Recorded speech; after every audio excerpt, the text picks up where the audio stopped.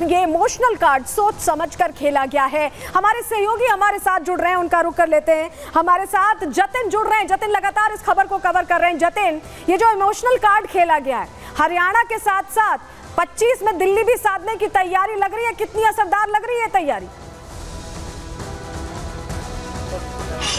बिल्कुल, देखिए हरियाणा का चुनाव नज़दीक है और चर्चाएं बहुत ज़ोरों से थी हरियाणा में आम आदमी पार्टी के प्रदर्शन को लेकर। लेकिन आज जब अरविंद केजरीवाल अपने दफ्तर पहुंचे, उन्होंने जो ऐलान कर दिया उसने दिल्ली में चुनावी सरगर्मी को और ज़्यादा बढ़ा दिया। एक दिलचस्प बात यह भी है कि कंडीशनल बेल मिलने के बाद आज अरविंद केजरीवाल, ये जो मेरे पीछे आप आम आदमी पार्टी का दफ्तर देख रहे हैं, नया दफ्तर है, यहाँ पर वो आज पहली बार पहुंचे और पहली बार पहुंच के जब उन्होंने कार्यकर्ताओं को संबोधित किया और ये बोल दिया कि 2 दिन में वो इस्तीफा दे देंगे। आपको याद होगा 2014 में जब आम आदमी पार्टी 40 दिन की उन्होंने सरकार चलाई थी, तब भी इसी तरीके से किया गया था कि भ्रष्टाचारियों के साथ वो हाथ नहीं मिलाएंगे और उन्होंने इस्तीफा दे दिया था और उसके बाद दोबारा से चुनाव लड़ने की बात जो है वो की थी। हूबहू उसी तरीके का सिनेरियो इस बार भी है, लेकिन इस बार भ्रष्टाचार सबसे बड़ा मुद्दा है। उनके ऊपर जो एलिगेशन लग रहे थे वो जनता की अदालत में जाना चाह रहे हैं, ऐसा उनके भाषणों में आप लगातार सुन रहे हैं। वो लगातार ये बोल रहे हैं कि जो नैरेटिव बीजेपी सेट कर रही है, मनोहर कहानियां बीजेपी सुना रही है, उसको वो जनता के बीच में लेके जाएंगे और तमाम जो अपनी बातें जनता के सामने रखेंगे। लेकिन सबसे बड़ा सवाल ये कि ये इस्तीफा पहले क्यों नहीं हुआ,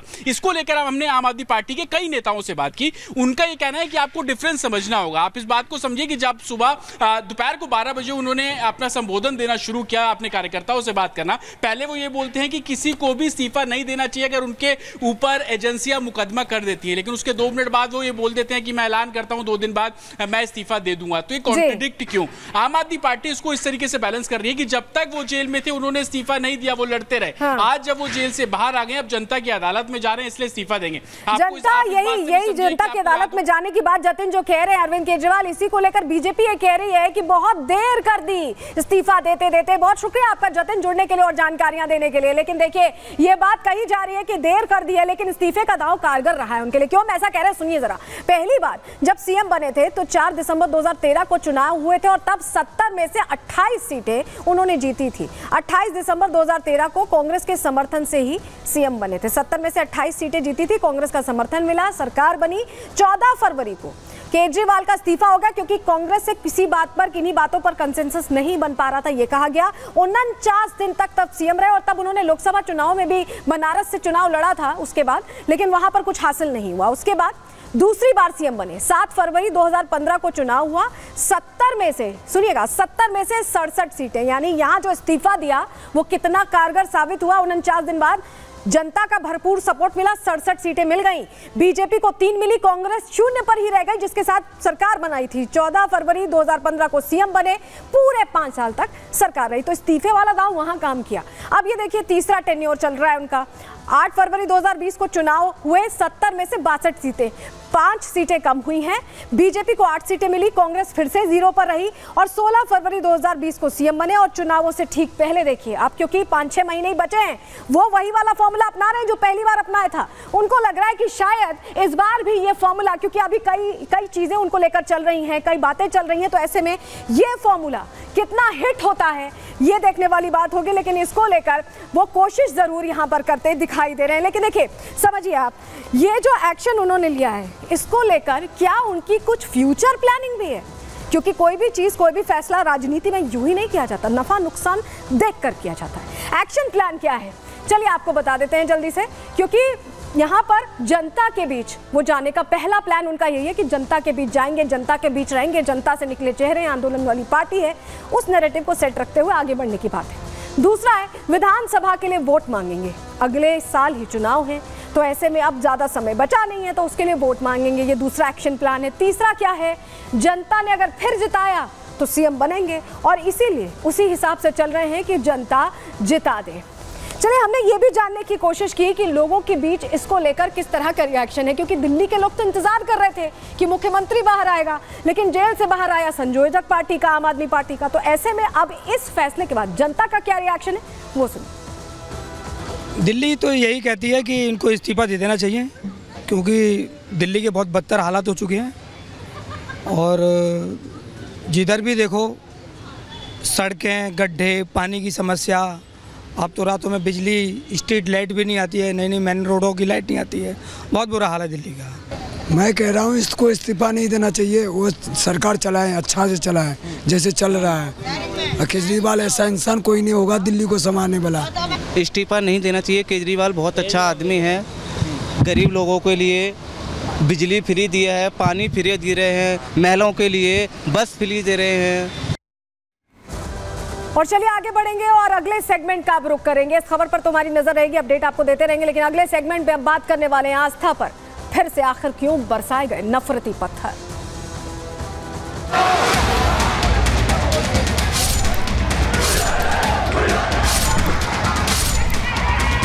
मस्जिद के ऊपर षड्यंत्र पूर्वक 20-25 लोग ऊपर से इन्होंने पथराव किया गया। इनकी प्लानिंग थी कि भाई जब भी ये बेवान यहाँ इधर से निकलेगा, जब ईंट बड़ी बड़ी ईंटें फेंकी थी।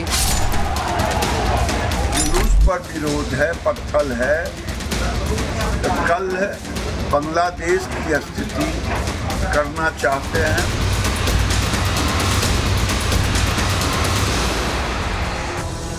इस पर हम विस्तार से बात करें उससे पहले जरा ये तस्वीर देखिए। ये किसी के छत की तस्वीर है और यहाँ जो पत्थरों का आप इंतजाम देख रहे हैं वो यूं ही तो नहीं किया होगा। क्या पहले से कोई बड़ी तैयारी थी?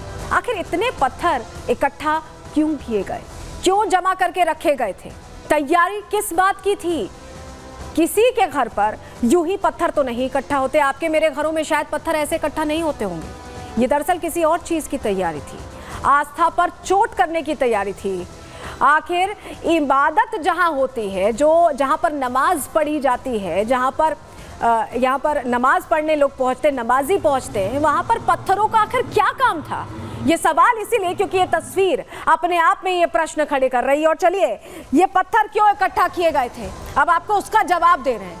ये जवाब उन लोगों के लिए जो पूछते हैं, कहते हैं कि नहीं ऐसा तो कुछ नहीं हो रहा, लेकिन देख लीजिए तस्वीर, देखिए जरा, ये देखिए भीलवाड़ा के शाहपुरा में क्या हो रहा है। ये मस्जिद आपको नजर आ रही है और यहाँ से ये बड़े बड़े पत्थर, ये देखिए, ये बड़े बड़े पत्थर बरसाए जा रहे हैं। गिनती करते जाइए और पत्थरों की बौछार होती जा रही है। देखिए लोगों का हुजूम जा रहा है, यहाँ पर से रथ यात्रा जा रही है और इस बीच इस तरह के पत्थर बरसाए जा रहे हैं। मस्जिद से देखिए, हमने आपको तस्वीर भी दिखा दी है, मस्जिद से कैसे पत्थर उछाले जा रहे हैं लोगों पर। ये रथ यात्रा के दौरान पत्थर बरसाए गए, गिनती करते जाएंगे, बड़े बड़े पत्थर। चोटिल हो रहे हैं लोग लेकिन रुक नहीं रहे पत्थर। तैयारी इसी बात की थी और वो तस्वीर जो हमने आपको शुरुआत में दिखाई वो अपने आप बता रही थी। लेकिन कल दोपहर 3 साढ़े 3 बजे के बीच भीलवाड़ा के शाहपुरा में हुआ क्या है? तस्वीर तो हमने आपको दिखाई, लेकिन हुआ क्या है सिलसिलेवार तरीके से चलिए आपके सामने जानकारी रख देते हैं। क्योंकि बड़ी बात यह है कि कल यहाँ पर जल झुलनी एकादशी की यात्रा निकाली गई थी। कृष्ण जी की, विष्णु जी की, तमाम जो भगवान हैं हमारे आराध्य हैं, उनकी ये यात्रा निकाली जाती है और ये हमेशा से होता चला आ रहा है। और यहाँ पर जो कल यात्रा निकाली गई, इस धार्मिक यात्रा किले से शहर की तरफ ये बढ़ रही थी। लोगों के साथ यहाँ पर शांतिपूर्ण तरीके से आस्था में डूबे लोग आगे बढ़ रहे थे। लेकिन किसको ये नागवार गुजरा? ये सवाल इसलिए क्योंकि मस्जिद से यात्रा पर दनादन पत्थर बरसाए गए। हमने आपको तस्वीर भी दिखाई और बड़े बड़े पत्थर तैयारी के साथ रखे गए पत्थर, वो भी हमने आपको दिखाया। हिंदुओं की आस्था पर ये नफरती पत्थर खुलेआम दिन दहाड़े बरसाए गए, बिना किसी डर के वो पत्थर बरसाए गए। पथराव के बाद भगदड़ मच गई। आखिर कौन दंगा भड़काना चाहता है, कौन शांति को भंग करना चाहता है, ये सवाल बना हुआ है। क्योंकि पत्थर लगने से कई हिंदू भक्त और पुलिसकर्मी जो उस यात्रा के साथ चल रहे थे उनको भी घायल कर दिया इन पत्थरों ने, इन बड़े बड़े पत्थरों ने। पत्थर लगने से कई लोगों को घायल होने की जानकारी है और पत्थरबाजी के बाद से ही हालात लगातार तनावपूर्ण बने हुए, स्थिति गंभीर बनी हुई है। यहाँ तक कि इंटरनेट भी बंद किया गया।